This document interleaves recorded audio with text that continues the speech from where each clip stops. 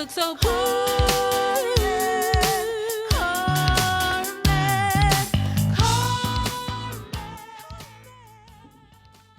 All right, all right.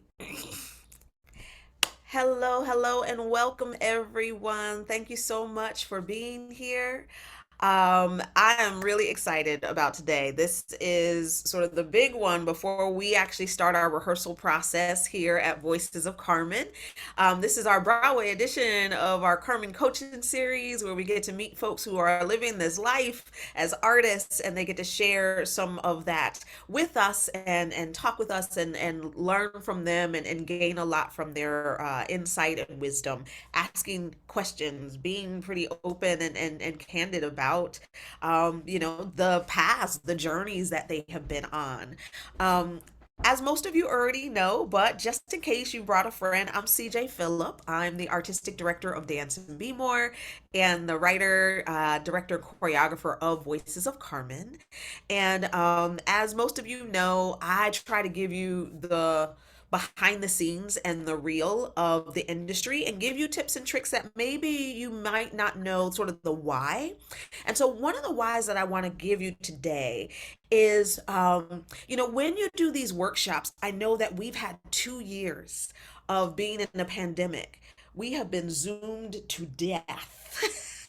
We have been in more meetings. I literally have had times where my eyes are just tired and I can't anymore. But I also want to just make you aware of the power of visual connection in a networking situation. As an artist, you're always trying to meet new people and have new people meet you and know who you are. And so even though there are times where I'm just like, ugh, I'm over it. It's just easier for me to be here in my pajamas with my head up and just like watch what's going on. That there is a lot of times the folks that are mentoring you that you want to learn from are not your age. And we're of an age that I'm not going to remember you if I don't see your face. I really won't, if I'm honest.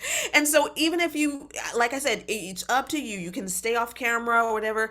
But when I walk into a room, I want to be remembered. I want someone, if they run into me later, oh, I came to your workshop, to go, oh, I remember you. You asked that question. So, if nothing else, when you have a question, if you're able to unmute and hear your speaking voice, turn your camera on so that Wendy can look into your eyes and lock in, because you never know. You think Baltimore is small to more. New York is like a little small town sometimes, and it's crazy to people you bump into that was like some random workshop, and they're like, "Oh my gosh, you're in New York. Welcome. Do you need anything? What? How you doing? What's up?" Right? And so that's also a part of just engaging and being fully present. So I do want to encourage you, if you are able, like I said, it is totally optional, but just come on camera a little bit as we are in this workshop today. It also helps our guests to feel like they're not sort of talking to this empty abyss, but they're able to make a connection with real artists, with real people, and get a sense of who you are from your tone, from your body language. And so if that means that you are rushing right now to pick out and put some juice in there, that's all right. Pop on when you're ready, okay? I had to do the same thing. I came on here looking a hot mess. Lauren was like, oof. I had a sweaty black t-shirt and I was at Lowe's today, y'all. And so I had to go and put a little beat on and come and be here and present.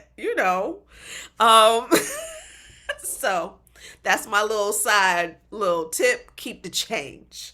All right. So we are now ready to meet our wonderful guest. Wendy Cavett and Eric Jordan Young. And to help to introduce them, I have asked Quinn and Lorraine to help us out and share a little bit of their background and then have a conversation with them about sort of how they started and what their origin story is. So, Quinn, take it away. All right, hello. Should I introduce myself now or should I do that? Either or, Quinn. Okay, I guess I'll read out the bio first. Wendy Bobbitt Cavett is currently music director for Broadway's Come From Away. Other Broadway and off-Broadway credits include Hamilton, Mamma Mia, The Scarlet Pimpernel, A Year with Frog and Toad, The Most Happy Fella, and A Tale of Two Cities. National and international credits include The Who's Tommy, Mamma Mia, and A Chorus Line. Musicals in development are Super You, a female superhero fantasy, and Bloom, set in a world where flowers reign supreme.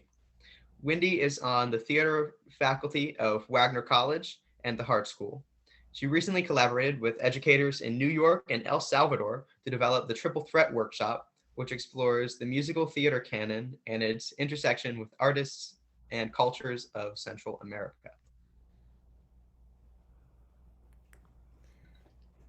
All right, and I had. Should we start the interview part now? Yes. Okay.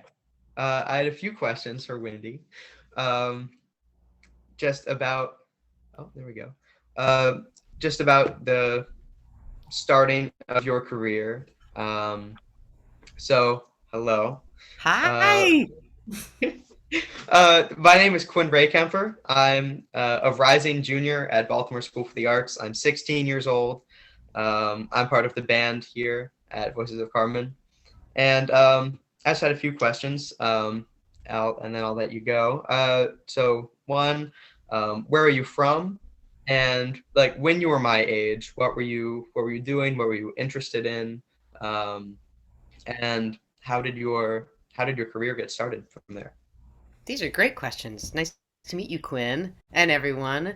So I'm from Hartford, Connecticut, in Hartford, which is Connecticut is a pretty wealthy state, but Hartford was a really struggling city when I was growing up, and so I kind of got an interesting mixture of life. Like I really am glad that I came from Hartford in the schools that I went to. And when I was 16, I was actually I just started studying piano because I taught myself how to play when I was a little kid. Wow. And I was dancing and doing children's theater and then like singing in choirs and doing summer theater with the Hartford stage. So I was really more on stage when I was 16, like rising junior. But I'd started finally studying piano at the Hartford Conservatory and was like pursuing that as my own separate passion, which is a sidebar just to say that just because a person doesn't perhaps study young does not mean that you can really pursue a dream. And I think a Absolutely. lot of times, like, that's just a fallacy to think that you have to have a bunch of fancy training to really give, like, shine your light. So that's what I was doing. I'm from Hartford. I was doing a bunch of different stuff and playing a lot of piano and accompanying and just like living. I was kind of like living in the world and not quite sure what I wanted to do with it yet. Nice. Well, so on that note, I saw in your bio you had some amazing credits at Broadway, and I saw some of the pictures in the slideshow. Like you said, you were playing piano. So, what was you were musical director, but what would you say? What was your like main role in these productions of these like massive Broadway shows? Good questions. So I'm basically what I do, my gigs, I'm a music director, pianist, conductor. So I tend to do shows that people would call groove based, meaning that they're just a little more contemporary. They've got contemporary styles, they're pop based or rock based. That's kind of where I live, more so than like the traditional stick conducting shows. So for all of those shows that you see, I was conducting and playing, and I was also maintaining the show, which basically means I'm keeping it fresh and I'm keeping it tight and crisp so that anyone who comes to see it, whether it's been running for a year or 5 years, or like with Mamma Mia for 15 years that show ran, like I was at the very end of the run, that it's like really awesome. Like you want it to be really special for every person who comes any day, any show. And that's kind of what I think that's one of my strengths is I'm able to keep something tight and alive over the long haul. Wow, awesome! Thank you. Thank you so much, Quinn. And now that we've heard a little bit about Wendy's background, why don't we take a look at some clips from Wendy at work?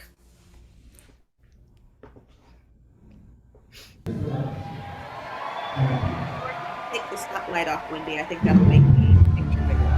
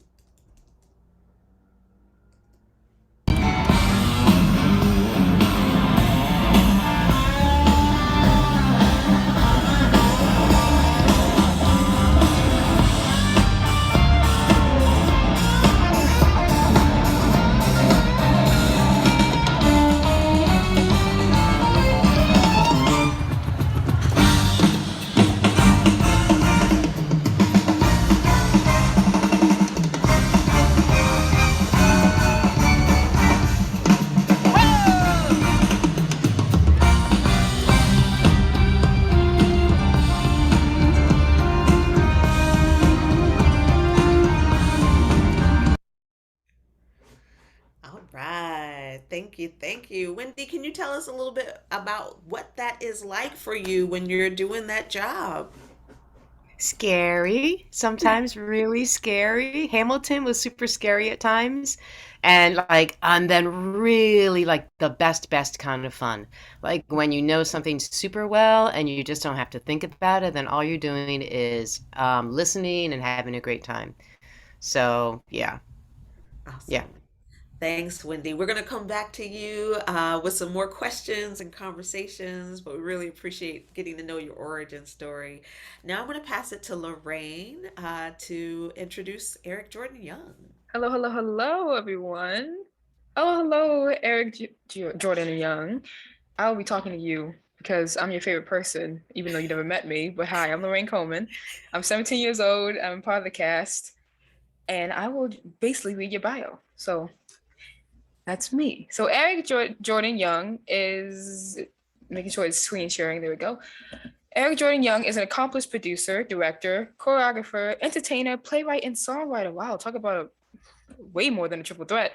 Through his 30 plus years of experience, Young's performance credits have included television, Law and Order, Criminal Intent, Ugly Betty, Broadway, Ragtime, Chicago, She's So Cool, Look of Love, Off Broadway, NYSF, Public Theater, Lincoln Center, and Kennedy Center, National Tours, Chicago, Ragtime, Starlight, Express, and Dreamgirls. Ooh, I love all these. Commercials and workshops, Dirty Rotten Scoundrels, Never Gonna Dance, Disney on the Record, Little Fish, Tin Pan, Allywag, King of Bombay, and more. And then Young appeared on several productions on the Las Vegas Strip, including Andrew Lloyd Webber's Starlight Express, Las Vegas Hilton, the Las Vegas Company of Rock of Ages, at the, that's a word that I don't know, Visionary of Rio Resorts, and his Venetian. say again? Venetian. Venetian, thank you so much. And Venetian and Rio Resorts, and his original production of Shaken, Vegas remixed with a twist at Planet Hollywood Resort and Casino. And he has a long bio because he's done a lot of stuff. He's a triple threat. So y'all can read that on your own time, but I appreciate that. So now we can go on the questions. I already introduced myself. I kind of introduced myself before I was supposed to, but at least you know who I am. So I'm Lorraine Coleman. Hello. I'm 17 years old. I go to Baltimore Polytechnic Institute, and I am a rising senior. Oh, almost graduating. That's so weird. But yes, I'm a part of the cast, and I would love to ask you about your origin story. So I'm gonna ask you similar questions that Quinn asked Wendy, but basically, where are you from, and where were you when you were my age? I am originally from upstate New York. So Buffalo, New York is where I was born. I grew up in a small town that is about 5 hours from there, Saratoga Springs, New York.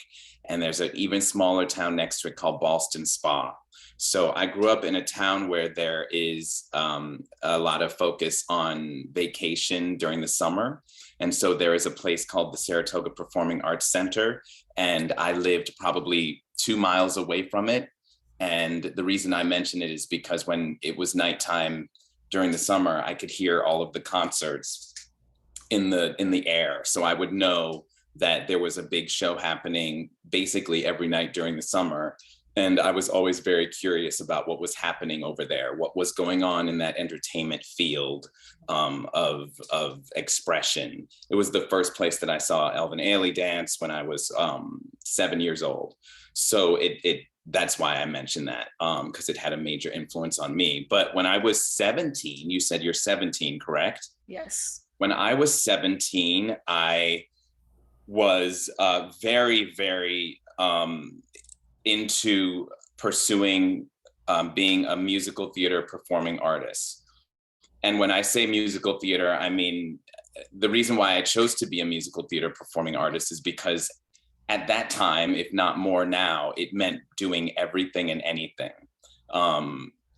Being musical theater isn't just 42nd Street or Dames at Sea.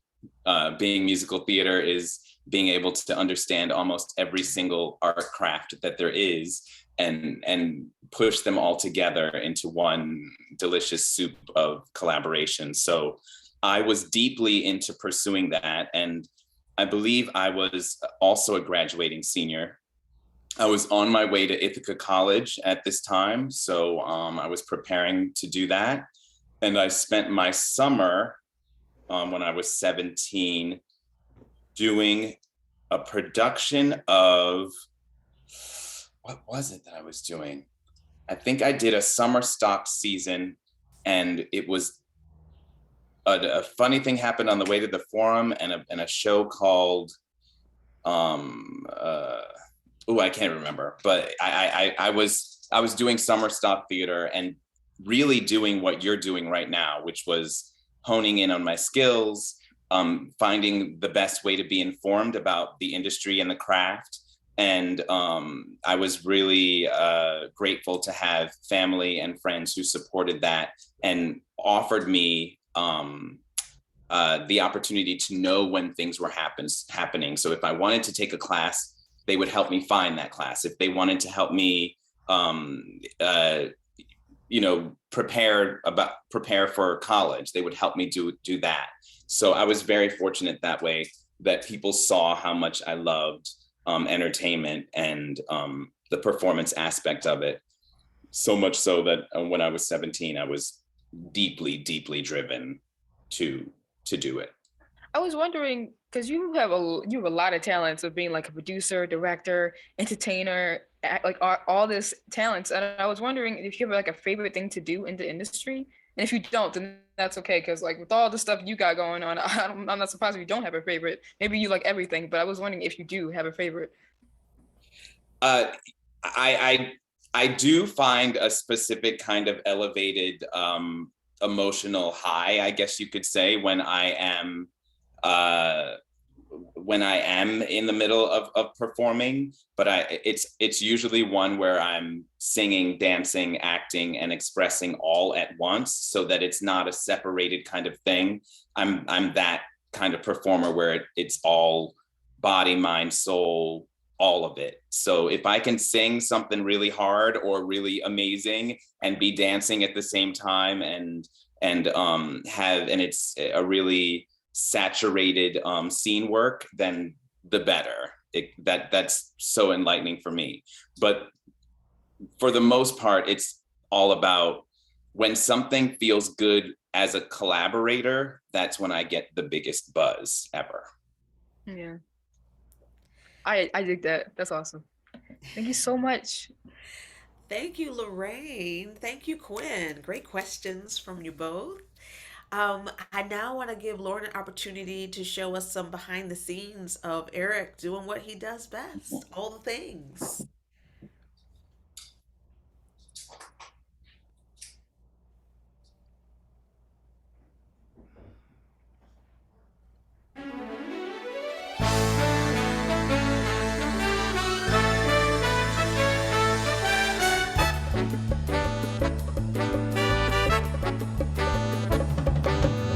Here I stand at the crossroads of life, childhood behind me, the future to come, and alone.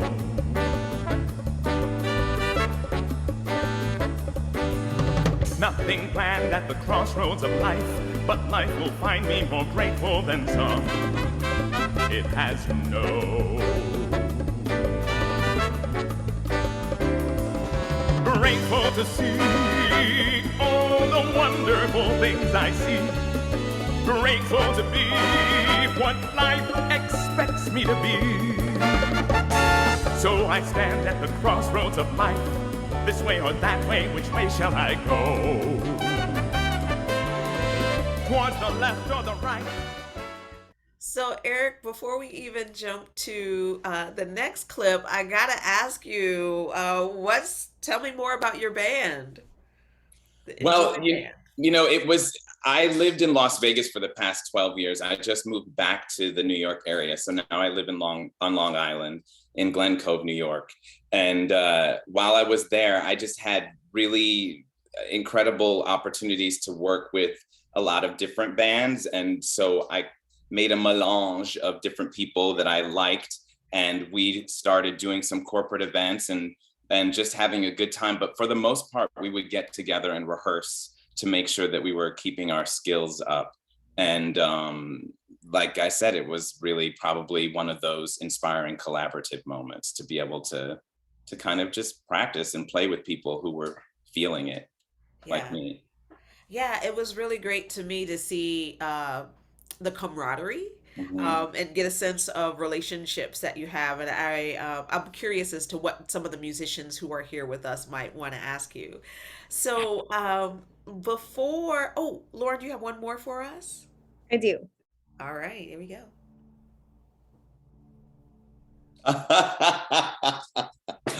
Ah.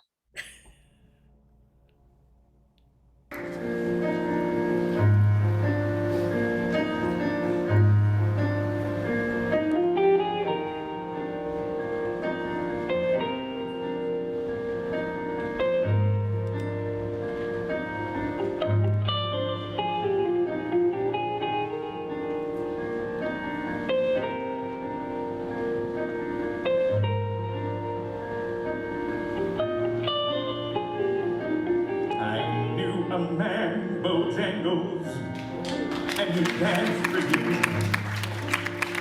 in worn out shoes with silver hair, a ragged shirt, and baggy pants. He would do the old soft shoe. He could jump so high, jump so high, and then lightly touch down. I met him in a cell in New Orleans. When I was down and out, he spoke to me to be the very eyes of age. As he spoke right out, talked of a life. Lord, he talked of a life, laughed and slapped his leg a step. He said his name was Bojangles, then he danced a lick right across the shell. He grabbed his pants, took a better stance, then jumped up high. That's when he clicked his heel. Then he let go a laugh.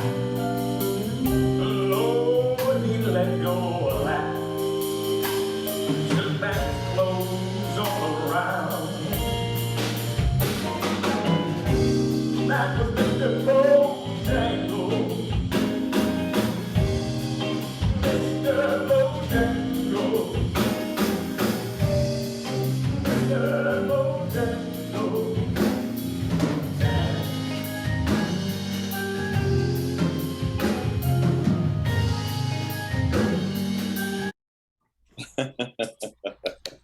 Wow. When's the last time you saw that? It's been a minute. I got lost for a second. Wow. Yes, phenomenal performance. I think one of the things that I have always loved about you, Eric, is your attention to detail. Eric and I, the first time we worked together, actually, the first time I worked with Eric was on a bus and truck of Dreamgirls, and you had just like graduated college. And then the first time I worked with Wendy was on Dreamgirls at the Paper Mill Playhouse. Oh, wow. So we've got this Dreamgirls connection. Love it. And I remember you hit me to Cheetah Rivera, and you were like, "Hey, everything I'm doing is Cheetah Rivera," and I was like, "What?" He was like, "Yeah, you got to go see Kiss of the Spider Woman," and so I went to see it, and I remember the goosebumps and the chills, and just like the smallest little hand flick and move that was just had so much precise intention to it, and I was in the balcony, and I was having a fit. And I was like, oh my gosh. And I saw what you meant from that. So thank you for that little morsel that you gave me because I love that. I love that. Wow. All right. So the next thing that we're going to do is do sort of a room check of who here is on the Zoom today. So everyone, if you do have an opportunity to say something in the chat, I would love for Wendy and Eric to know just who is here. If you are a cast member, I would love for you to say you're a cast member, a crew member, a musician. If you have a particular, if you see yourself as a singer, as a dancer, as a triple threat, as a trumpet player, as a whoever, just say who you are artistically and in this particular production so that Eric and Wendy have a sense of who they're talking with and can sort of aim their insight to what you might need. Go ahead and put something in the chat.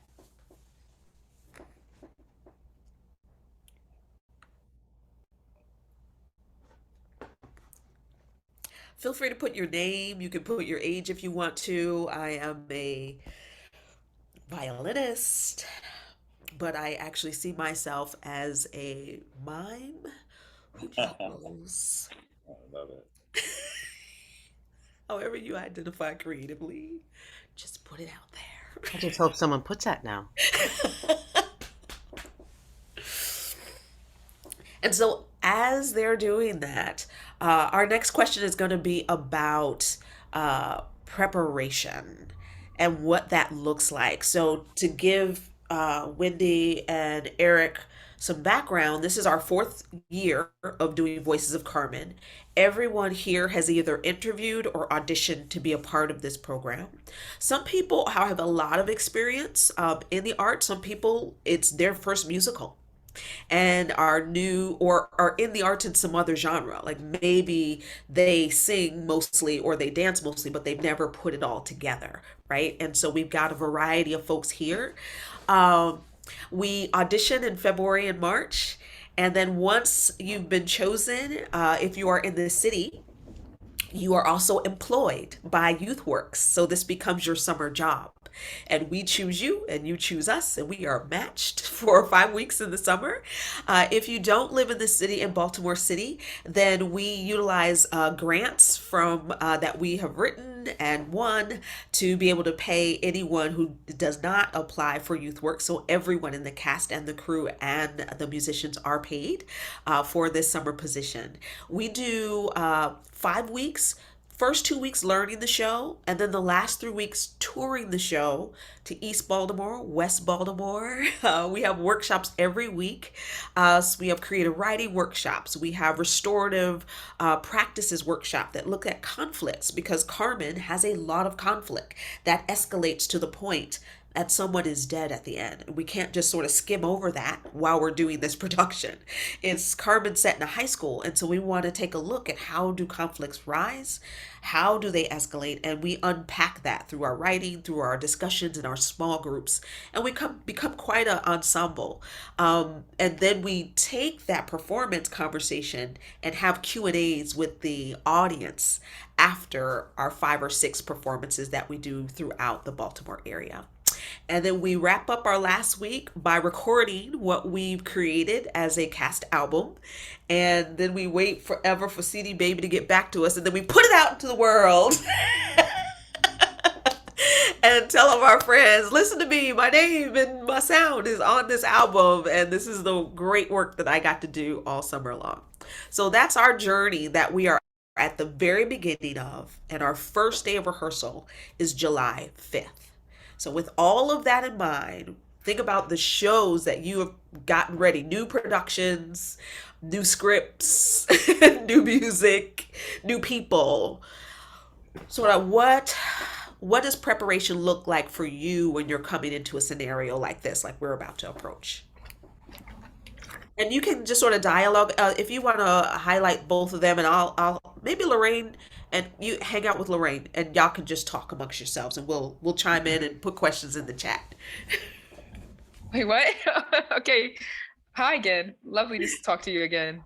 So Lorraine, you can just let them chat, but as they do, if you have any additional questions you want to chime Oh, in with, feel perfect. free. Now that I I'm would love. here. I'm going to jump in first, Eric, and then you tag team me because I bet there's similarities. So, for me, a new project is always overwhelming. Like it's still never not overwhelming. So for me, the thing I have to do is figure out how to break it down into manageable bites. If I'm learning a new show, it has to be like, how am I going to break this down and digest this composition that someone has just put in my lap? Either by doing smaller sections of it and working my way through the show, and then going back and doing what I call a second pass through longer sections. Sometimes I do it like that. I small bites, then go back bigger and bigger and bigger. And if it's a new piece that's in development, it's so much the same way. Like right now, I'm getting ready to do this show Super You at Carnegie Hall in July. And again, I'm overwhelmed. And I've been with the show for 12 years. Well, I've been developing the show for 12 years with the composer writer. And yet I find myself, again, like manageable bites because there's so many levels of work to be done that I find it's too much to absorb. So that's my first little thing. How about for you, Eric? I would have to say, actually, it's very similar, as you suggested, as you said, because one of the greatest pieces of advice that my mother ever gave me was one song at a time, one scene at a time, one moment at a time, one thought at a time, one breath at a time, one word at a time, one thing at a time, you know? And so I do that in the same way that you're talking, but I also put it in reverse. So as I'm learning and preparing, I do take small bites and then I make them bigger, like you said, and I'll take bigger chunks in my learning and my preparation. And then when I get to the stage and the performance part of it, I have to go backwards and take those big chunks and make them finite moments until they become so finite and so small that I'm not worried about them as a big picture. I'm worried about them as just moments. Because if I get ahead of myself and start thinking about all of the moments, then I'm not in one moment. So that, of course, is coming from the performer's perspective. So right now, I'm actually preparing for, I'm doing Joseph this summer at the Muni, and it's quite a large stage. The audience is 12,000 people, and it's an outdoor theater that is generally very, very warm in the summer. I've had a lot of friends who have worked there and said, just be ready because you're in that slot where it's very hot. So I'm preparing in the way of the obvious, what would most people would consider to be obvious, I guess, is that I've been looking at my script. I've been looking at my lines. I've sung through all of my pieces that I sing already. I basically have factored out how much information I need to know before I get there, so that when I do get there, I'm not panicked with, oh, I didn't know I was singing that song. And then I have to learn a whole song when I'm not prepared, because the rehearsal process is 10 days there. So we learn it in 10 days with several days of tech, and then we run for about 9 or 10 performances. So it's fast and furious, but in the same way of preparation for me and breaking things down, I'm doing the same thing with my body. Last year, I had a very hard year. I had an emergency appendectomy. I was in a car accident where I got hit from behind. So the left side of my body is very compromised and different than it ever was before. And I also, the artist Usher, who you might, I did his show last summer in Las Vegas as a singer, vocalist / dancer who was on stage in his main stage show at Caesar's Palace. And unfortunately, on our dress rehearsal, I slipped on fog perspiration and I tore my Achilles tendon on stage. So as a dancer, it's horrific because I've never had, I'm 50, hey, full disclosure, but I've never had an issue before with my body. I've always been very expressive and I haven't had to think about that. So now in terms of preparing, I hope this isn't too long, but in terms of preparing for the Muni this summer, not only am I doing the work of an actor, but I'm also doing the work that requires physical rehabilitation in order for me to feel like I'm not pushing myself too far in the rehearsal process. I want to feel good about going to work and moving. I don't want to feel scared about possibly injuring myself. So right now, a lot of my preparation is about building my personal confidence in myself. Wow. That's great. I'm so glad you persevered that and you're still persevering. Thank Oh my you. God. It was a lot. It was a very difficult year.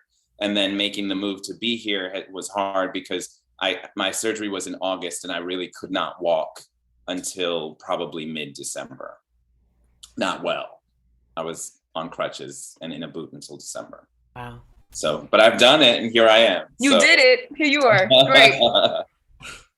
Can I tag team back on that? Yes. So Yes. what really I'm really moved by when you said how difficult last year was and how you're taking time in your preparation to make sure that you strengthen yourself to be ready. And I just thought about how, as a performer, I still feel bad about my weaknesses. Like, I still feel like, oh, I should know how to do that. I should be faster at that. I should be better at this by now. But I think that like it's so important to embrace like our weaknesses. Like, it's really important for me to embrace, like, this takes me a little longer, so I set aside the time to take care of myself, to do that for myself, which is kind of what you've had to do. You've had to take that special time to protect yourself, to basically advocate for what your needs are, your body needs, your emotional needs. Like, you need the time to be ready to be able to do your best. And I think every performer has those places where they have weaknesses. It's a lie. No one's so good that they just bum bum bum bum. And I like the idea of like embracing my weaknesses and being like, yeah, I need more time here. Right. Yeah, and it also, pushes into what it is, that the responsibility that we have as people who share story. And my responsibility as an artist who shares story is to be able to share it and execute it in a way where I'm feeling not threatened, not scared.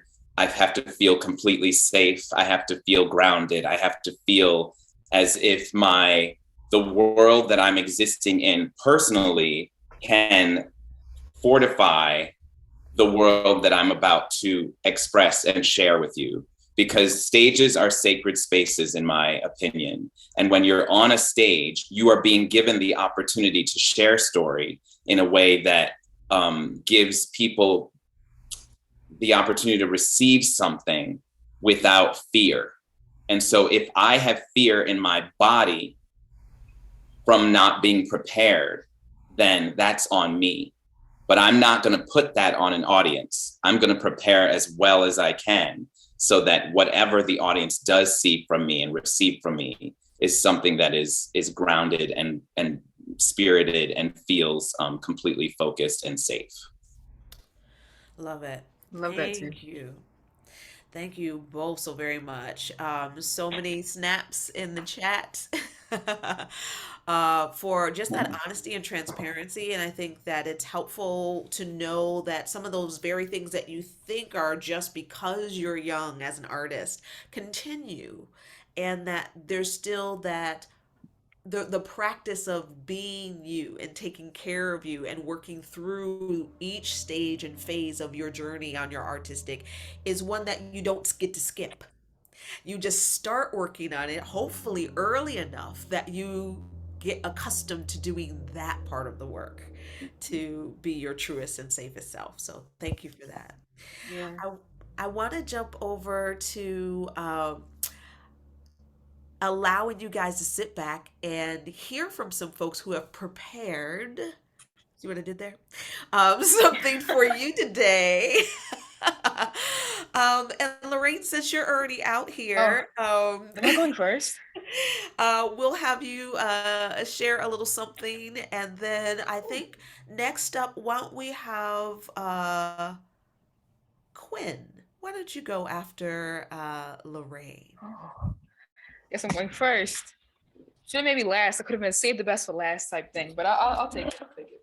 I'm standing up for this. Can you hear me well? Yes. And Great. I'm gonna So I'm gonna perform a monologue, and I'm gonna do a slate. But this, well, I didn't do this myself, so I guess I don't have to. But let's see. Okay, a little bit nervous, but I'll give it my best shot. All right, you hear me well? yes. Great. Okay. My name is Lorraine Coleman. My piece is Enigma, and by Floyd Dell in the role of She. No, it happened to me. It didn't happen to you. You made up your mind and walked in with the air of regard on a holiday. It was I who fell, headlong, dizzy, blind. I didn't want to love you. It was a force too strong for me. It swept me into your arms, and I prayed against it.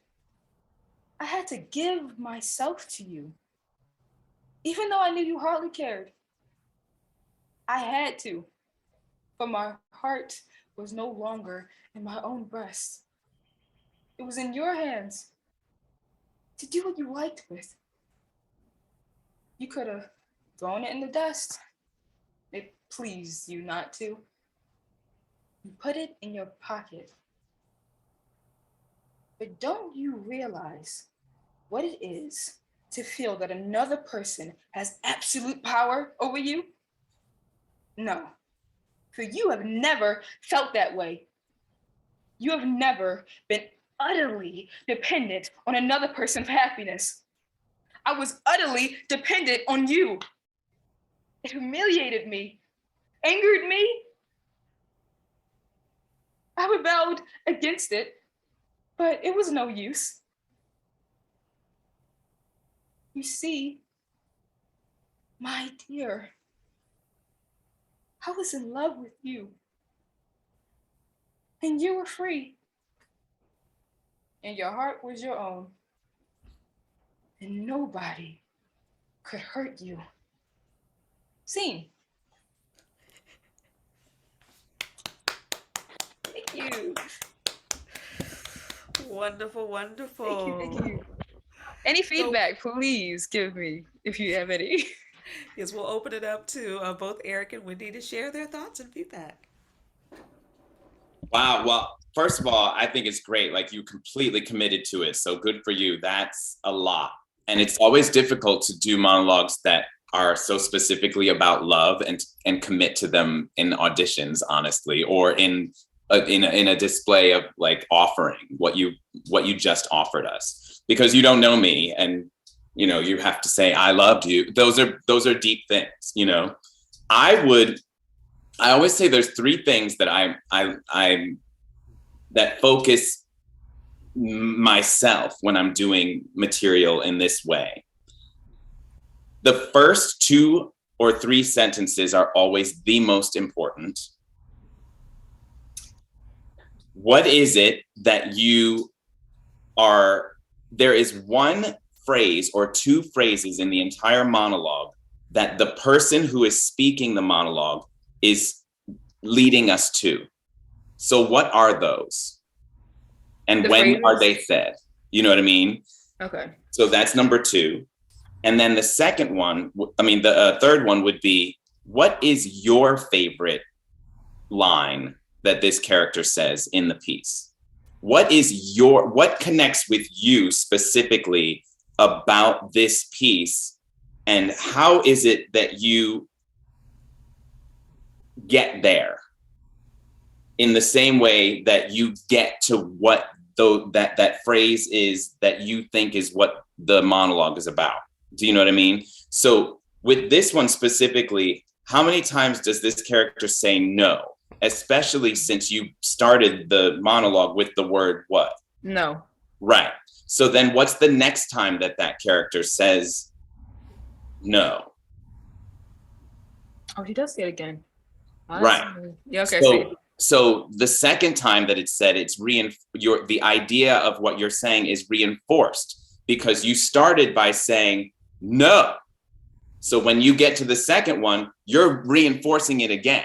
So now what is it that this person is really, really trying to say? What are the 2 phrases in there, 2 or 3 phrases that your whole monologue is leading us to, right? Mm-hmm. Because whatever that is, everything else has to have this heat and inertia and tempo and accuracy to get to that point. And where you have started with this material is wicked good, because you have an understanding of what you're talking about, and you have an understanding of how love hurts. That I can tell. So good for you. But I would say those three things, first sentence, second sentence, third sentence, whatever the first three phrases are very, very important. Gotcha. What are the phrases that the character is leading you to speak to, and then what is your favorite line in there? And how can you inform us with something behind that? And then also look and see what words are always repeated by that character. It informs you like crazy. And then from there, you break it down and do whatever but those things, they help initially in many, many ways. And that's before you like go in and underline your consonants and circle your vowels and then start using your tongue position and all that stuff. But if you can do that with the clarity of purpose that you just had, speak the truth. Thank you. Nice. I would love to add a little bit to that. Lorraine, you are so gifted in terms of your directness and your ability to take time and be seen. You have a lot of stillness in you, which is a huge gift. You did not ever rush through. Like, yeah, someone just wrote on, you are not afraid of quiet. And that's one of the most profound parts of, I think, sound, like acting is about being still. That's what provokes action. So I think it's incredible. So impressed. Thank you. Okay, so here's my one question for you. Is there another person there who you're talking to? I'm talking to the camera. Unless you mean like, am I imagining someone? Yep. Yes, I'm imagining someone that I'm talking to. Excellent. Do you know exactly who that person is? I do. Excellent. Are they talking back to you during this scene? No. They aren't saying anything? That's Okay, what I'm great. imagining. I imagine me telling them. It's okay. You've got the reins. And what do you think you want from them?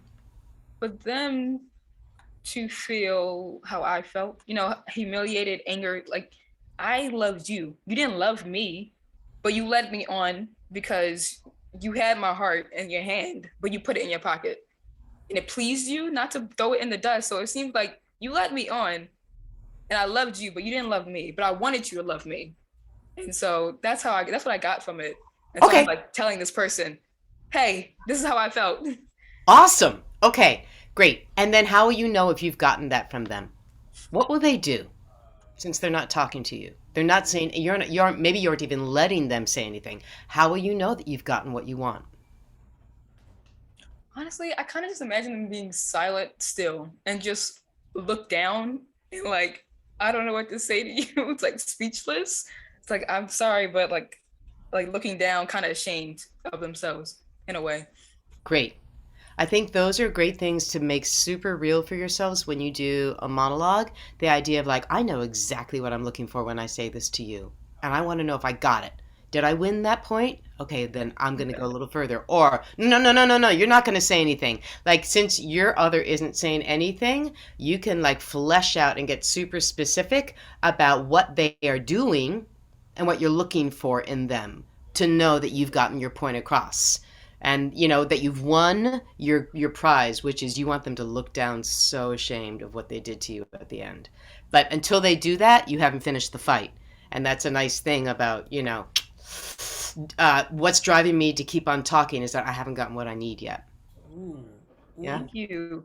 I'm about to read, because I have a drama teacher that basically recorded us doing these monologues for a competition. What was it? Young arts and stuff from competition that is like in December. So honestly, for these notes, I might have to make him reshoot videos. Awesome. But thank you so much. Thank you all so much. Lorraine, thank you so much for being so vulnerable and sharing your piece. And I hope y'all are taking notes. This is like a masterclass. I've got like a page and a half of notes already. And so Wendy and Eric, I think one of the things I really loved is just how different people coach, right? You know, there's three very specific things that Eric said that I wrote down and was like, ooh, I'm actually directing a play right now. And I was like, ooh, yes, I can see that. And then I love, Wendy, the curiosity and the inquiry that you utilize when helping someone find their way by asking questions that help to get at, you know, something, some place that you're leading them, right? Which was sort of tied to what Eric was saying. So that's incredible. Thank you both so much. Coming to us next will be Quinn, and then on deck is going to be Autumn. Okay, hello. So I play the saxophone. I've been mainly focusing on jazz and improvisation over the past year and a half or 2 years or so. And so if you'd like, I like to improvise over On Green Dolphin Street, if you know that song, just over a chorus or so. And then I'd love to hear you guys' first thoughts, and I have a question for you guys afterwards, if that's okay. Would you like me to play? I'm not sure how we are on time, but would you like me to play the whole chorus at the front, and go into solos, or just start at the beginning of solos? How long is this total? Is it 2 minutes or more? 3? Yeah, 2 minutes roughly. 2 minutes is great. Okay, cool. So I'll start it from the beginning then. I'll play the melody. Let me know if you can hear this. 1, 2, 1, 2, 3.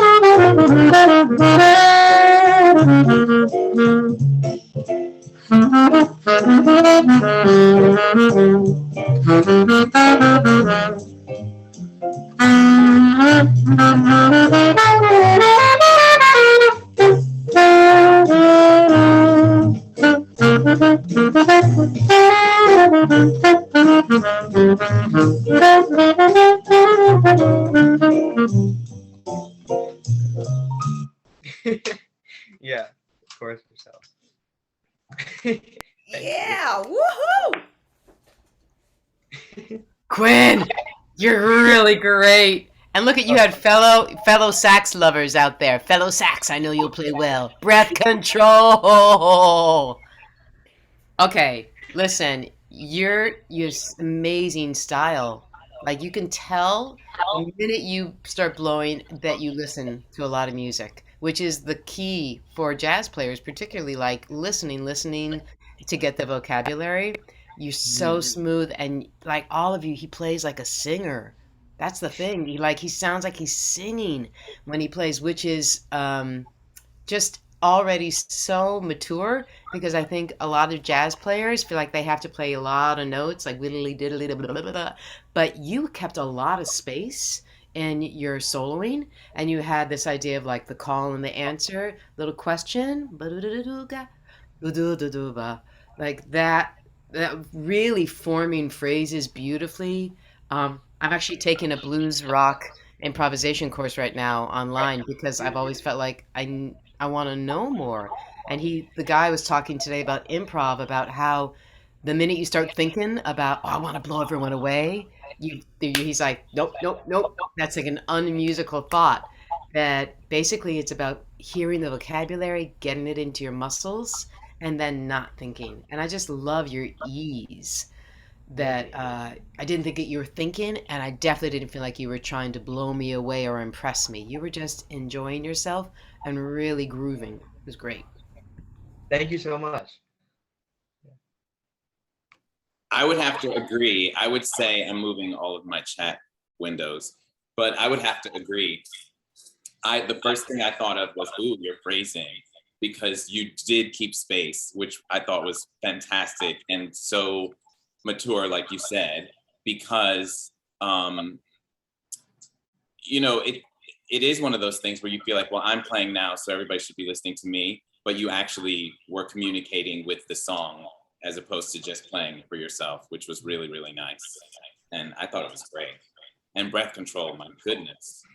Woo! Thank Look at you. that. Mhm. Good job. Thank Did you you. want to ask your question, Quinn? Yeah. So I've been or trying to be very involved in the jazz scene here in Baltimore. But obviously musical theater is there is some overlap, but it's a different scene.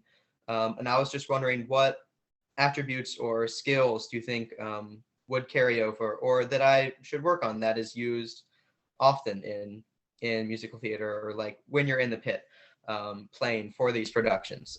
Anything that I should work on, you know? That's such a good question. So, sight reading. Mm. Jazz players are great, great listeners and they have incredible facilities, but maybe not always comfortable reading notes. And that's one of the main skills you have to have as a pit player. And a lot of pit players come from the jazz world or other worlds, classical world, and they bring their skills to musical theater. And so if you can build that sight reading skill, you'll have so much more versatility. Like you'll be able to live in a couple of different worlds. Yeah. Okay, great. Work on that. I agree. I would say that most definitely, but also um, just knowledge of style, knowing, you know, if you're doing a musical that is groove based, like Wendy said earlier, that is like a Hamilton or a Mamma Mia or something like that, as opposed to an Oklahoma or a 42nd Street or in a chorus line or a Strange Loop. I mean, there's so many different styles that, and then there's a lot of different styles that musicians have to address even within the context of one show. So I would think that that would probably be very purposeful for you to understand the different decades of music, you know, knowing from the 20s to the 30s to the 40s to the 50s to the 60s to the 70s to the 80s, 90s, 2000s, how all of that music changed because musical theater embodies all of those styles. Yeah. Awesome. Great. Thank you so much for the feedback. Awesome. All right, folks, we are going to open it up for questions before we go to our next presenter. Does anyone have any questions? You can unmute and ask a question. We've seen so much, we've had so much shared with us already, and you may have had a question that's sort of on that back burner. Let's just jump in and have a conversation with Eric and Wendy about whatever we're wondering. What are you wondering? Just a quick note, if because I just removed all the spotlights, you can go ahead and click gallery view so that you can see everyone. Okay. We can have a conversation. Awesome. I see Layla's hand. Okay, I have a question for both of you. Oh, first, hi, my name is Layla. I'm 15 years old and I'm a rising sophomore actor at the Baltimore School for the Arts. And so I have a question for both of you all. I was wondering if there was ever a time where you wanted to hang up like on your career and like if there was a time that you just wanted to like give it all up, like you felt like nothing was working, and if so, what pushed you to keep going and give it another shot? Thank you, Layla. Yes, thank you for that question. Yes, yes, yes, yes, yes. And it's very scary when it happens. I must say, you know, just coming out of the experience that a lot of industry professionals and non-professionals, just people who are into the arts and into collaboration, I think that what happened with COVID, and it was really a incredible wake-up call for a lot of people in terms of what's important to them. I mean, most definitely the whole world, but a lot of people in the industry, in the entertainment and in performance industry, were definitely, you know, put in a position to think, is this worth it? Is this really what I want to do? Does this commitment sustain me? How can I move forward?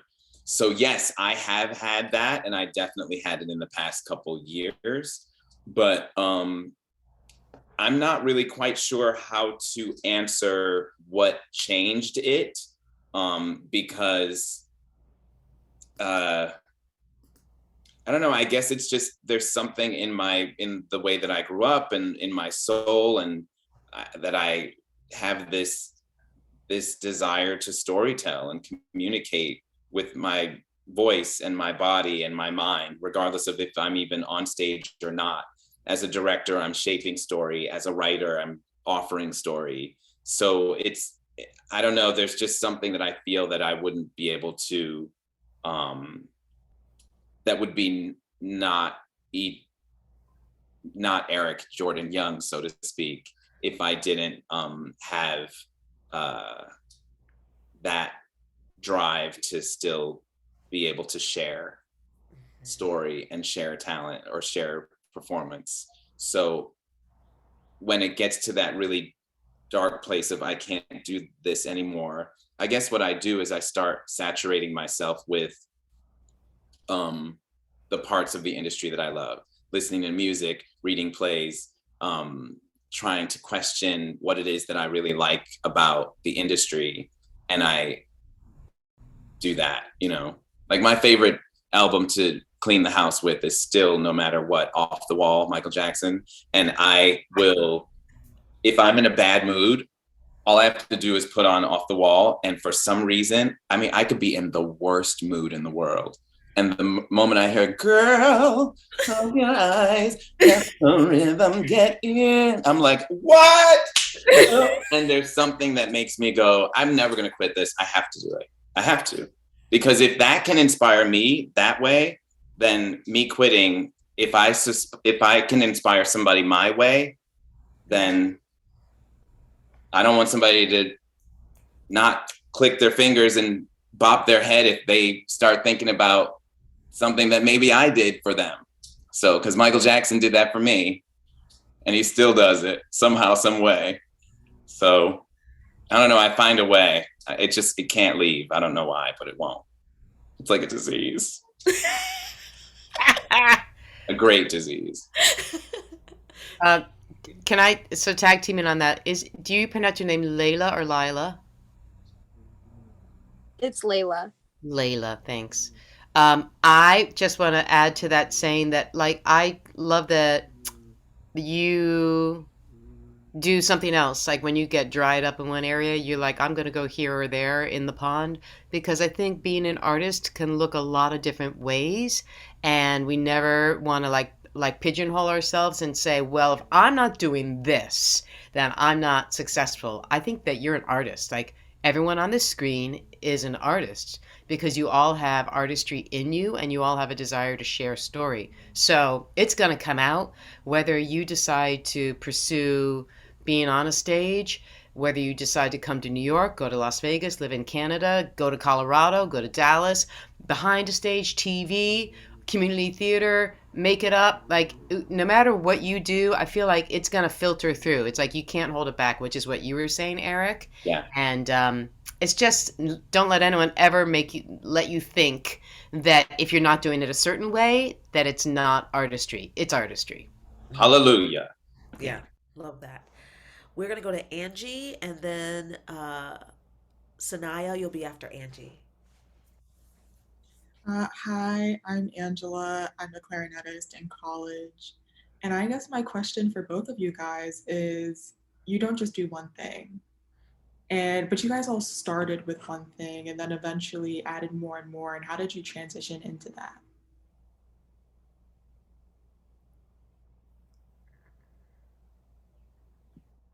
These are great questions. For me, I think I have had the fortunate experience of having people tell me, you should consider this. And then realizing, oh, that has always been in me. And sometimes you don't even hear it from the people that are really beating you over the head and saying you should pay attention to this. So yes, I actually started as a gymnast, really. A gymnast who saw his older brother do a production of The Electric Sunshine Man, doing the best that he can in 5th grade. And I sat there like, what? And then in 7th grade, he did Elizabeth Swados's Runaways. And I lost my mind and said, this is what I'm attracted to. And my brother he isn't even in this industry. So I did start as a gymnast and as a dancer, but then it all kind of rolled into one pursuit of having seen Sammy Davis Jr. at a young age and going, well, if he's dancing and singing and acting and recording and, doing all of these other things, movies, TV, I just thought that was a whole part of the puzzle, It wasn't until later when I realized that all of those things that I'd been doing, meaning singing, dancing, acting, whatever, that the whole time I was directing and that I was doing choreography and that I was, collaborating with, learning how to collaborate or whatever. I didn't know that I was doing that. So when people said, oh, why don't you choreograph it? Or why don't you direct it? It made me go, oh, well, and then it was like, well, you've been doing that your whole life. You just haven't, you haven't put light on it. So once I started putting light on those different things, it was more about the title, because for me, it seems like all the same thing. Like when I'm directing, I feel like I'm performing. When I'm performing, I'm still directing. It's one of those things where it all kind of is one big melange of joy for me and intense pursuit of just great work and great storytelling. So I don't know. I mean, Anne Reinking is the one who tapped me on my shoulder and said, you should be choreographing. Like, this is what you should be doing. You should be a director. And I was like, yeah, thanks a lot, Annie. And I still didn't listen. It was from Anne Reinking. So shame on me. But then something made me go, oh yeah, she told me that years ago. So it just kind of flowed. I think what it is don't block your blessings. Come on. Don't block your blessings, because the moment you do, you kind of push something off the table that should be there. Yeah. Absolutely. Thank you, Eric. Thank you. Wendy, do you want to hop on that question, or you want to get another question in here? That was brilliant. I have nothing to add. All right, Sanaya, you are up. What would you like to ask? Hi everyone. I'm Sanaya. I'm 16. I go to Baltimore Polytechnic Institute. I sing, dance, and act. I play the cello, and I've directed once. And my question kind of bounces off what Layla asked and what you guys started talking about. So my question is, if you're if you're like practicing all these different like mediums and doing all these different things, like you were just talking about singing, dancing, acting, directing, choreography, like right now I'm finding trouble finding a way to balance everything and be able to like get everything in, because I really like I truly love all of it. But it can be difficult to make time for everything, because if you stop doing something, then I don't know, it kind of, I don't know, you could lose it in a way. I guess not completely, but you could get rusty and stuff like that. So how do you balance doing all these different things? This is just a simple thing. That's such a good question. And I think that because like many artists, you are multi-talented and your art looks like a lot of different ways. You might be dealing with this your whole life. For me, what helps me is front burner, back burner. Like I have times where I'm like, nope, I'm gonna put this a little more front burner, which means I'm putting more time focus percentage wise on this area, and I'm gonna let this back burner for a little while. And I have to know that it's fluid, so some things may shift at different times. Maybe you're gonna have a period of time where the acting, singing is more front burner if you're gonna pursue that because you want to try to get into a college. So maybe the cello is a little back burner. And then, oh, no, maybe you're like, I really am interested in the music piece. I'm going to front burner cello and singing. And I'm going to back burner dance a little bit. And you can always rotate things on the top of the stove and get the meal. Love that. Love that. I do too. I agree. I'm actually gonna take that because I still have trouble with it myself. I still have to put front burner, back burner, most definitely. But I am definitely. I mean, it's just we can't help it. We always have something in our back pocket in a way, So it is difficult, but it is something that is manageable. And that once you start to find your rhythm within the career and whatever it is, however you want to communicate with people and share with people, you find a rhythm. I understand the question, and I think it's a really great question. But what my biggest thing is, don't have the fear that you are the only person that feels that way, because you aren't. And the more that you can share with people what your projects are, maybe not literally, but if you say, be upfront with yourself first and say, okay, how am I overwhelming myself? And what is it that is important to me? And then also, if you have the opportunity to do several things at one time, just make sure that whoever your creative teams that you're working with, that they know that you're working on another play, that you're working on that you have a cello concert coming up, and that you're actually the stage manager for such and such downtown and blah, blah, blah, but I'm still going to come here and sing at Carnegie Hall. So you just have to be upfront with yourself and then be a trustworthy individual when you work with others, so that, because being forthcoming is really, in this industry, I find to be to your advantage. Oh yeah. Yeah. And I'm gonna just jump in there a little bit, Sanaya. I know you didn't ask me, but I'm gonna throw in a little 2 cents in here. Um, that being reliable and honest about what you have on your plate is huge. Because, like Eric said, other people have a lot going on as well. So it's not like they're going to be like, why are you doing so many things? I've never heard of such a thing. It's not going to be foreign, but it will help them understand where you're coming from. And perhaps if they have been through it, they can give you an idea or a way to manage and navigate. Trying to carry those loads all by yourself is not to your advantage at all.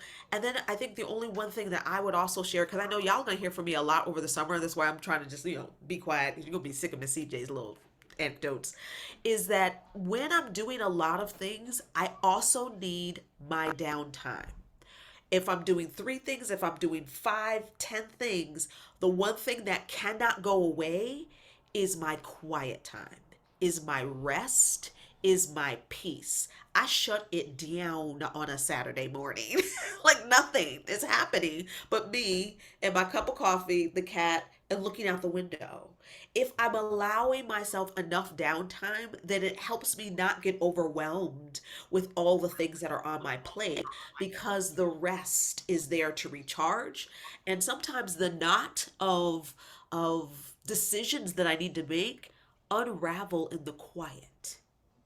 But if I don't have that quiet and I'm overwhelmed and I keep going and going and going, it is just a crash waiting to happen. So, yes, there are times when I make a very distinct decision. This is going to be a lot, but it's only 6 weeks. I'm going to do it. But let me make sure I've looked at my schedule and when are my down times? Because that's what's going to help me to manage it and navigate it in a way where I can still breathe and feel like my best self and not my snarky, snappy self. All right. There's Thank never you. enough time, but we're going to keep moving forward. I would love to have Autumn share a monologue with us. And I think, Carvan, you wanted to share a song. And I know for anybody who has their hands up, if you go and put your question in the chat, perhaps we can have them get to you that way. Hi, my name is Autumn Tinch. I'm 14 years old, and I'll be presenting a monologue called Rapunzel. My hair is ruining my life. I'm just plain sick of it. I cut off every inch if I could. I would.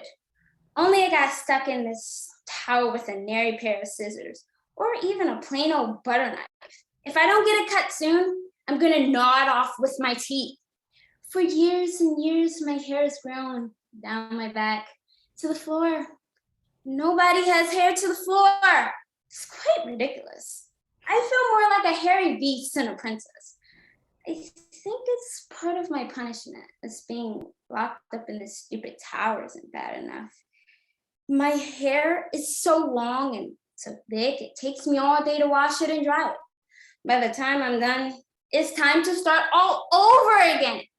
I used to hang it out the window on sunny days, just so it would dry faster, but not anymore. Do you want to know what happened to me? Some fool boy tried to climb up my hair. My hair, like it was a rope. I would not make that up.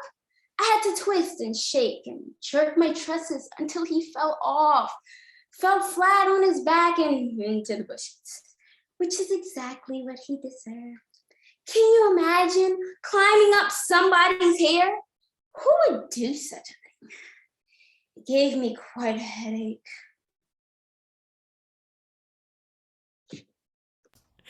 Thank you, Autumn.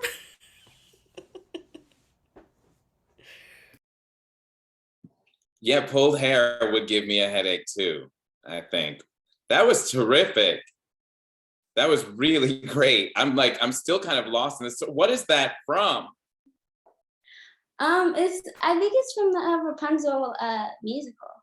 Wow, I like that. Thank It's a you. lot of fun. You know what I really loved about it is that you have so many different colors in your voice, and there are so many different levels of intention that you have. You may not realize it, but in there, you found a way to be bothered by a person who was getting on your nerves, but still not whine about it in a way that we were completely on your side and we understood why you would be, this would be an obstacle for you. But you weren't mean about it and you weren't whining about it. And that's very difficult, actually, as an actor who has to communicate when there's something that they don't like. We kind of naturally read off of the page and start to whine. So I think that was great. You were definitive in your ideas as a person, and I could hear your words. And it, to me, it felt like the monologue grew as you went, because it became much more intense in story as you were talking about this person, that it afforded me the opportunity to actually laugh at a boy trying to climb your hair. So good for you. Thank you. I agree. I was like, this is such a funny monologue. I want to know what it's from and I want to steal it. Autumn is such a good choice. It's so unexpected and you're so unexpected. And you're like, I love how you lean into what's quirky and not what we would think about a princess. So I think like keep that. And I think if I were to suggest anything to add on to it would be the question, similar question about, will you live in a tower? So who are you talking to? Well, I'm just talking to myself Oh, because I'm not really in the tower. I'm just confined and nobody's in there but just me. awesome. So you're like, are you looking in a mirror? Yeah. Okay, great. So maybe you want to play with adding in the idea of like really looking in a mirror and then you're watching yourself. And then why are you doing this, just to because you're so bored? Or do you want to make yourself laugh? Or are you pretending there's someone else there? So you could have maybe more fun with populating the mirror with who you wish was there. Maybe it just starts at you in the mirror and you're like, oh, but maybe then you're like, what if you were a really cute person, and you could have fun playing with wanting to impress the person on the other side, and even though there's no one there, and then where does it lead you? It might be a fun game to add to your really funny monologue. Well done. Thank you.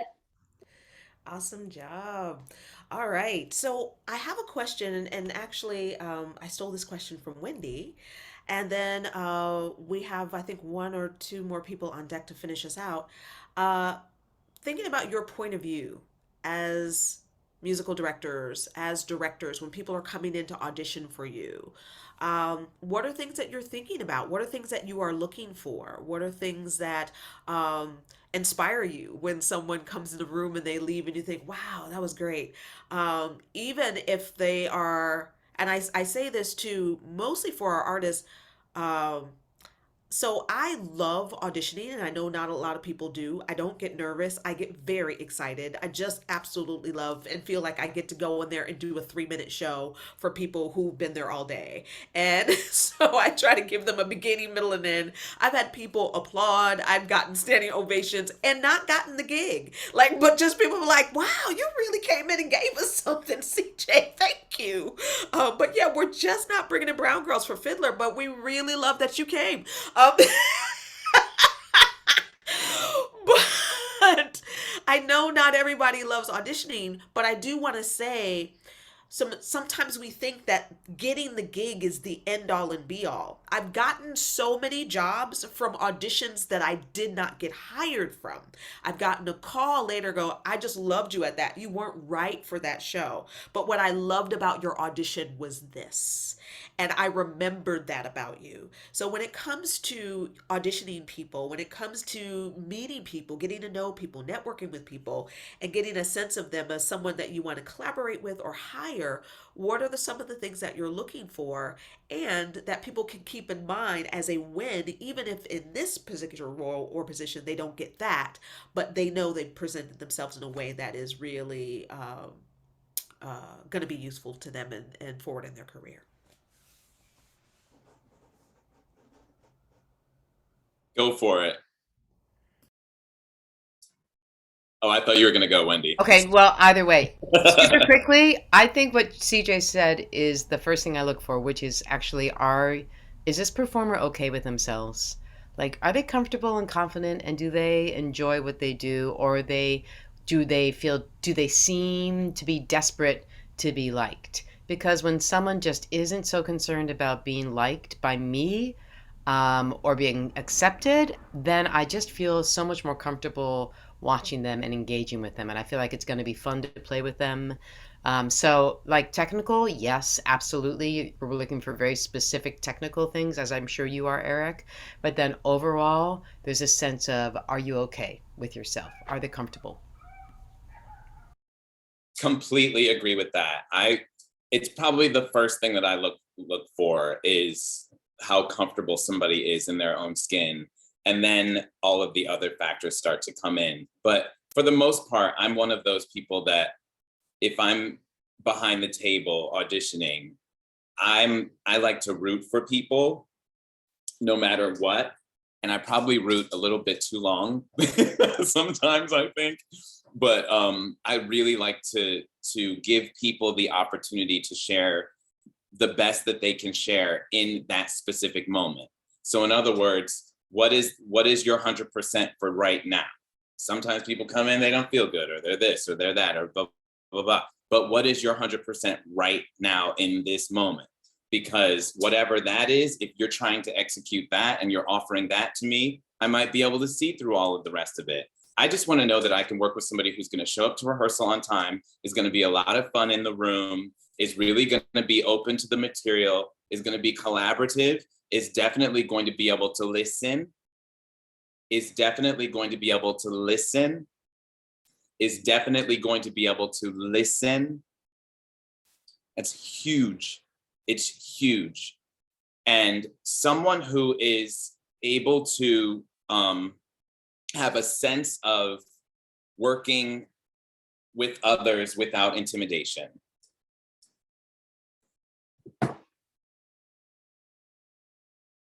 Love that. As we are winding down, Wendy, I know we've got a hard stop for you, or maybe not, but I have a question on behalf of our musicians. How do musicians get into a Broadway show? How does that work? In the pit, you mean, or on stage? Playing or in the on stage, and maybe Lauren, you can pull up some "Come From the Wake" so we can see both sides of that world. Right. Okay. So really briefly, I think the best thing to do to get into a pit, let's say you all want to move to New York and get into theater, is you network and you reach out to people. You find the musicians that play the instruments that you play, and you reach out to them and say, "I'm new in town. May I come and sit in the pit with you at 6? Oh, you can't do that at 6. Sorry. Can I come and sit in the pit? It's hard now. So many shows are on stage. At Come From Away, you can still sit in the wings. And then you just come and you sit. And then you say, would you mind having coffee with me so I could just ask you some questions, and you make a connection. And I think that when you make connections, you get to know people, and then they get to know you. And then I'm like, oh, that person who's new in town, what maybe they could do this project. And that's how you develop relationships. So I think it's networking. That's what we call networking, which is making a connection, being curious, and building relationships. That's the biggest thing, I think, for me.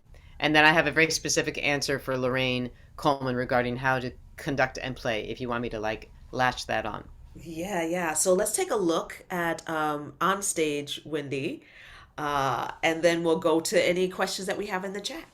Great.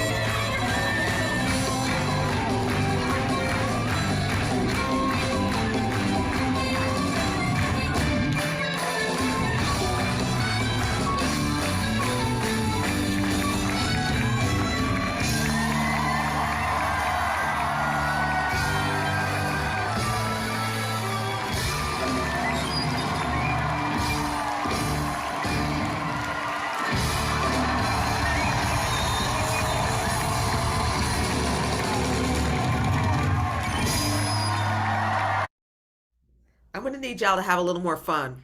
Right? Again, relationship. It's relationship. And lots of times nowadays on Broadway, they are conflating like the onstage and the offstage, and the musicians are in the cast, or the musicians are on stage and they're part of the storytelling, like Hadestown, 6, Come From Away. Voices of Carmen. Oh, are you on stage? Yes! So exciting. So it's a very exciting time in the theater. And really briefly, Lorraine, to answer your question, conducting and playing at the same time is all about choreography. You have to figure out what the priority is at any time. And it's really the first priority you ask yourself, is it most important that I play at this spot? Or is it most important that or overall am playing? or cueing the band or cueing the singers. And you figure out what's most important, and then you literally have to figure out your muscle choreography so that you are doing what's most needed at different points throughout the show. And the other piece of that is marking your score exceedingly clearly. Like literally, I say left hand turn, right hand click, right foot patch, pick up the accordion, glasses off. Like my score is littered with very, very direct and physical cues, so I know what my choreography is. Wow.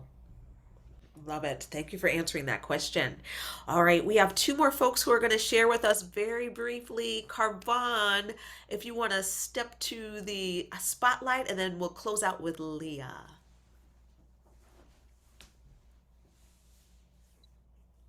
Oh, Hello. I'm sorry, Carvon, and then Leah. Ooh, we'll go Carvon, Leah, and Etra. Do you guys have like 8 minutes? All right, Carvon, Leah, and we'll close with Etra. Sorry. Hey everyone, my name is Carmen, and I'm gonna be singing an original piece. I'm gonna sing a little bit of my song, and it's called Picture Perfect. Picture perfect, picture on the frame. Unlike you, I don't play those games. They say love is the key to a broken heart, but I learned this lesson hard. The love will not heal me, the love will not heal a broken heart. Trust and believe me that it's best living. When you feel locked in a box, lost in your thoughts, you should know what you want, and it's not a broken heart. Love will not heal me, love will not heal a broken heart.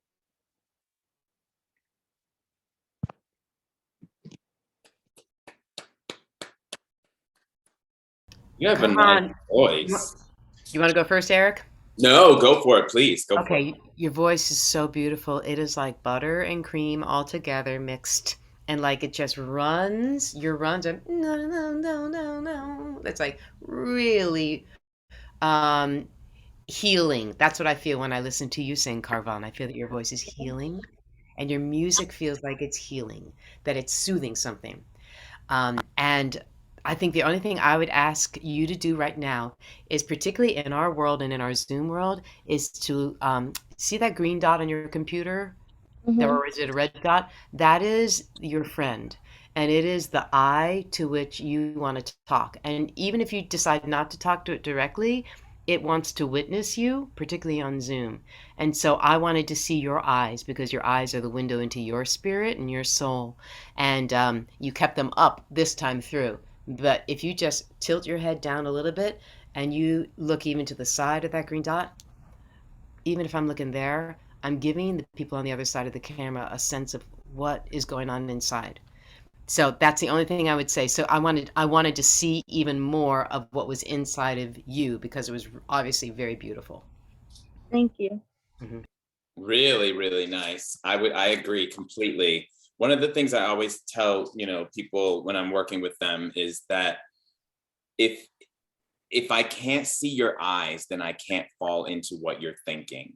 So I completely agree with what you're saying, Wendy, in that if I can fall into your eyes, then I am actually more engaged, or more, you're making it much more available for me to understand your lyrics, to understand what the phrasing is that you're saying, to understand the emotional connection and current of the song. And it just gives us an idea of who you are and why you're singing what you're singing. One thing I would also say is you should try this with a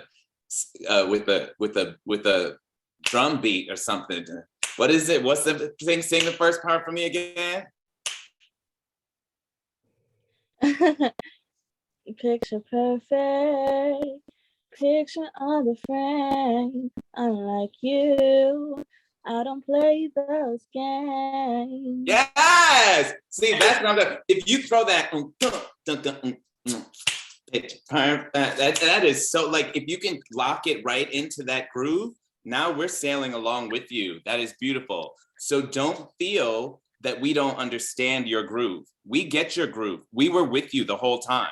So, but if you speed up and go out of tempo, then we're like, oh, wait a minute, I wasn't ready. I'm still in that last phrase that she was singing because your words are magic.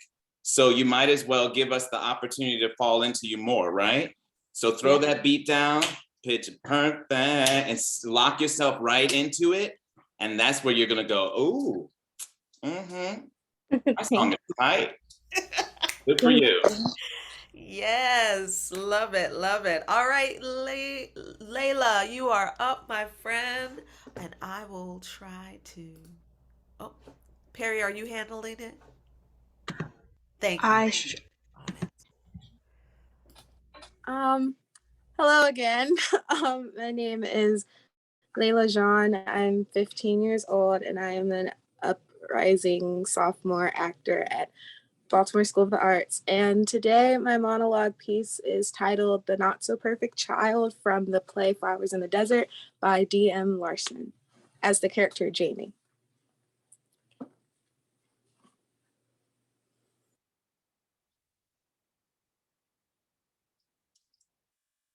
You hate me, don't you? I'm never good enough for you. No matter what I do, I'll never be as good as my sister. I'll always have to hear about how she would have done it better or how she already has done it better. Why does she want to ruin my life? She just blots me out as if I'm some sort of mistake. And I'm a copy of another copy that's not as good as the original and not as good as you. And you are so perfect and everyone around me is so perfect and there was nothing left over for me. I'm the leftover failures. I'm the fatty waste that you leave to the dogs. And everyone hates me. I don't know why everyone thinks I'm so horrible. Probably because I am. I'm a horrible person doomed to walk this earth and suffer for you. I'm hurting. I'm hurting so bad inside and cut off from everyone, being punished for some past life wrongs. What did I do in the past life to deserve this? Or am I being punished for the sins of my father and my mother? Or am I your sin? Do I remind you of a sin that you wish you could forget? Or am I just a big disappointment that keeps disappointing? Because I even disappoint myself. And I will never be my sister. I hate everything about her.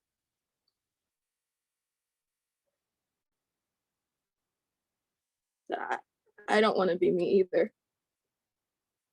Sometimes I wish I could just fade away, become a shadow that's fading away,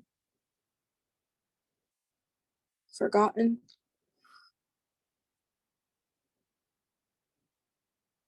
And maybe if you would forget about me too, I wouldn't make you so sad anymore.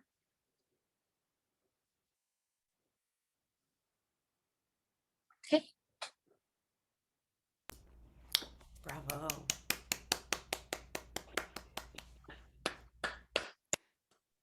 DJ. Oh my God. Wow. There is so much talent in Baltimore, y'all. Y'all don't even understand. This reaction is from the place of wow. For all of you. I'm so glad that you have this opportunity to share it like this. This is so golden and so wonderful. So good for all of you for being here and for challenging yourselves and doing work like this. Wow. Oh my goodness. That is so filled with so many things. You could work on that monologue, honestly, for probably a good 22, 3, 5, 29 years. Because it is one of those pieces that you will continue to find something in for the rest of your life.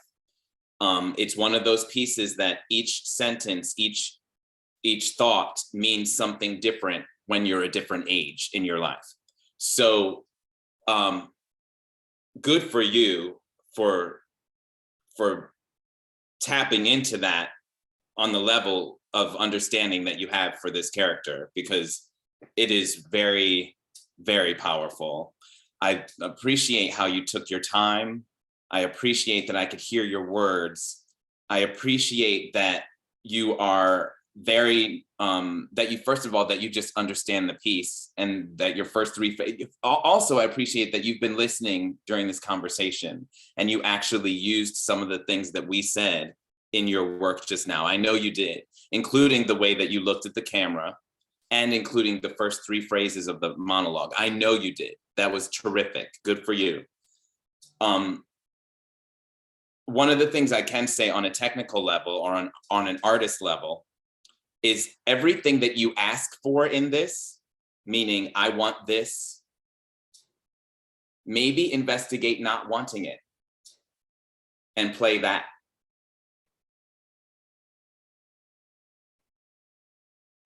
See what happens when the words mean one thing, but your inner monologue, your inner character really wants this. So I don't want this sister. I don't want that. I don't want that at all.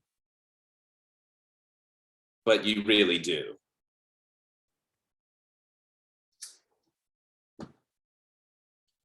And that there's so many I wants in this and so many I don't wants. Each time you get to one of them, flip it.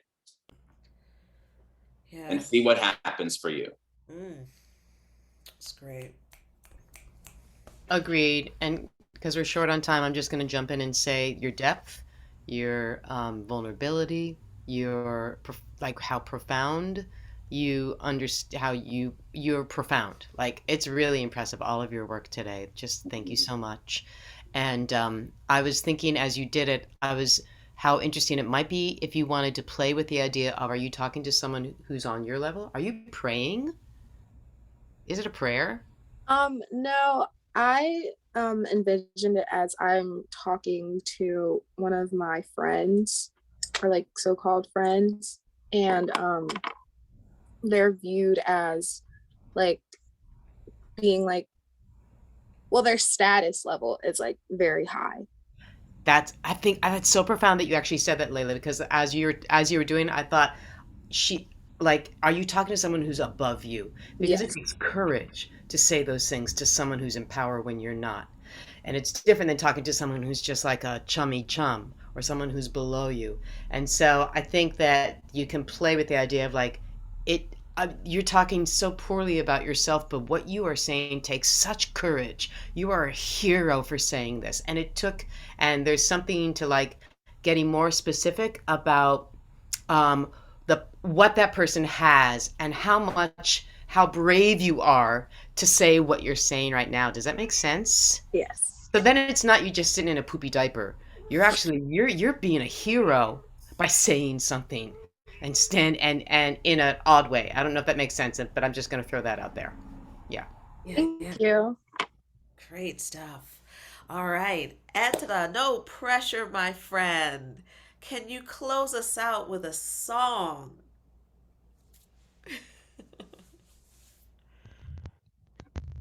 Hello, my name is Atra Smith. I will be singing on my own from Les Miserables.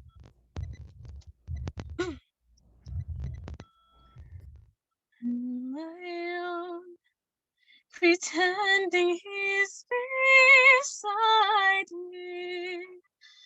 Alone, I walk a till morning.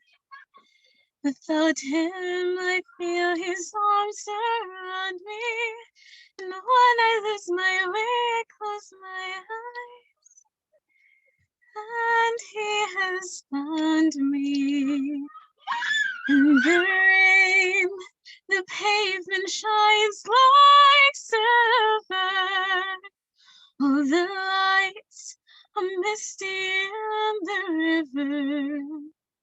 In the darkness, the world around me changes.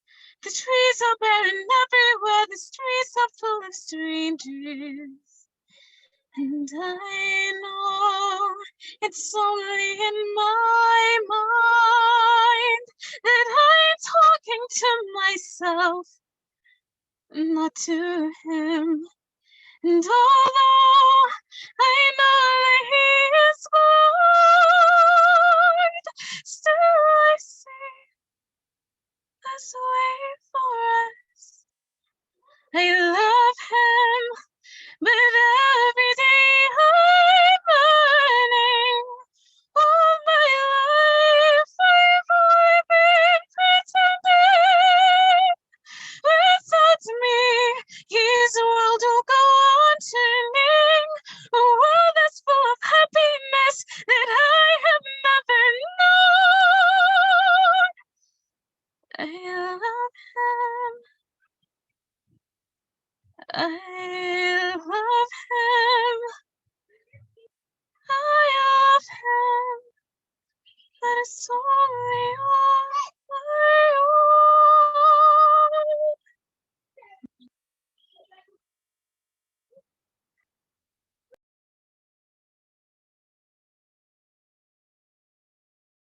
Ooh-chow, ooh-chow. I'm just gonna be quiet, sit over here. Wow. Oh my gosh. What a beautiful voice you have. I mean, just all of it. Beautiful. And I mean, first of all I can say is that when you're singing a cappella like that, that is just tough. But you even got the modulation in there, like for real. I was like, really nice work. Good for you. Just, I mean, wow. And you took your time. You had, a moment where there were some people outside of your car saying something to you, but you still stayed focused and were like in it. So good for you. That's awesome. Just delicious. Just delicious. You are fantastic. Good for you. Good for you. Agreed. You're a soprano. I mean, the sounds coming out of you when you hit that, it was like a high F. Someone said, "Do you study opera?" And that's what you had. You had incredible control over this instrument and so many colors. So I think brava, brava, brava. And I just, I mean, it's an incredible piece. You obviously are so deeply connected to it. Just keep on doing exactly what you're doing and play with the idea that this song is a no. No, you can't take it. No, you can't remove that. I get to have my dream. Everything else has been taken from this woman at this point. Her body, her child, her life, her dignity. You're like, nothing is hers. Actually, that's a different person who Fontaine. This is which character sings this one? I think it's Cosette. Is it Cosette? Cosette. It's Eponine. It's Eponine. Oh, Eponine. It's Eponine. She's the pop one. Yes. But she's like, she doesn't have any of this. And so there's a lot of, I will make it. There's a lot of strength inside of it. It's not just a pretty love song. And I see that inside of you. And I wonder if you can turn the flame up on that part of it. Thank Good you. stuff. All right, y'all, we are landing this plane. Woo! What a ride! What a ride! We want to say a wonderful thank you once again to Eric Jordan Young and Wendy Cavett. Please send some love in the chat because we will send those messages to them at the end of our time together. I'm going to pass it to Lauren to close out with any final things we need to remember before we wrap up our time together. Yes, stand by 1 second as I get that. Thank you all so much for coming. Oh my goodness, Wendy and Eric, thank you so much. I was like already typing a thank you email. And I was like, I don't know if I'll get this. I was like, oh my gosh, I have so many notes from this, so many golden just it was just good. All of this is just so good. I hope everyone has notes. Saw Layla writing notes. But just a couple of quick things. Thursday, June 3rd is the deadline for your paperwork for Voices of Carmen. If you have any questions about that, please reach out to voicesofcarmen@gmail.com. Please do that. And Tuesday, July 5th, program starts. So please make sure that you're checking your emails between now and then with anything that you might be missing from us or new updates, and your first daily call that will come from Perry, our stage manager. So please make sure you're checking your emails and reading through them fully and the attachments and all those good things and listening, like Eric was talking about. Make sure you're listening, and that includes emails. So thank you so much for joining us. And I would like to take a photo. If you would like to be on camera, please go ahead and do so. And we will take a nice photo of our time together. So please be on camera. Please have light on your face if you can. Oh wait, let's let everybody get on camera before I start screenshotting. All right. Okay, 1, 2, 3. Jeez, there we go. Look at the green dot. Yeah, look at the green dot. I think I have everybody in there. Okay, great. Thank you all so much. And if you haven't done so already, you can like, follow, subscribe to Voices of Carmen. We're on Facebook, Instagram, and YouTube. We are definitely going to be clipping a lot of this training today and coaching today and putting it on our YouTube channel and pushing it out and letting people know, what we are working on as an ensemble already, a company already. So thank you so much. We're so honored that Eric and Wendy were able to join us today. Yes, really. Just the deepest thanks from the bottom of my heart. Just jewels of wisdom. Really appreciate both of you just as humans and as people who have just so much to give just on a one-to-one personal level, but just also the vulnerability in which you shared, right? It's not rose-colored glasses. It's real. It's sometimes scary. It's sometimes challenging. And so giving us all of that full 360 view is what this program is all about. And so I knew just even in having you here, I didn't have to like tell you that in advance. I knew that that's how you show up in a room, and you showed up today. So I thank you so much, and wish you a wonderful rest of your day. And I feel like there's something I'm forgetting, but whatever. Oh yes, thank you to all of our folks who shared your monologues and your songs and helped with the interviews earlier. How brave you are. I'm so impressed. And as you can see, our ensemble is incredibly talented. I can't wait to be with you guys and start to build this incredible new production this summer. It's going to be a blast.